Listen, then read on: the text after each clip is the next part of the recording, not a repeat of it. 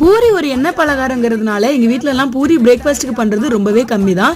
ரேரா எப்பவாவது தான் பண்ணிப்பேன். கோதுமை மாவுன்னு எடுத்துட்டாலே உடனே சப்பாத்தியை உருட்டி தள்ளிடுறது தான். இன்னைக்கு பூரி பண்ணிடலாம் டிசைட் பண்ணியாச்சு. பாப்பாவுக்கு பூரி உருளைக்கிழங்கு கூட்டினா ரொம்பவே பிடிக்கும். அதே மாதிரி எனக்குமே ரொம்ப பிடிக்கும். ஆனா கேஸ்ட்ரபிள் ப்ராப்ளம்ங்கிறதுனால அடிக்கடி இந்த உருளைக்கிழங்கு கூட்டு வைக்கிறது ரொம்பவே கம்மி தான். சரி, ரொம்ப நாள் கழிச்சு பண்றோமே, பாப்பாவும் நல்லா சாப்பிடுவான்னு ரொம்பவே ஜாலியா சமையல் பண்ணியாச்சு. நம்ம நல்லா பெர்ஃபெக்ட்டா வந்துருந்துச்சு.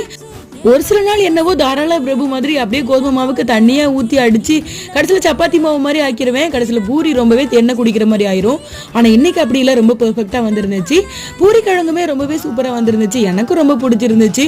ஒருவேளை ரொம்ப நாள் கழிச்சு சாப்பிட்டனாலேயே என்னமோ ரொம்ப நல்லா சாப்பிட்ட மாதிரி ஒரு ஃபீல் இருந்துச்சு. மார்னிங் பூரியும் நல்ல புசு புசுன்னு சூப்பரா வந்துருந்துச்சு.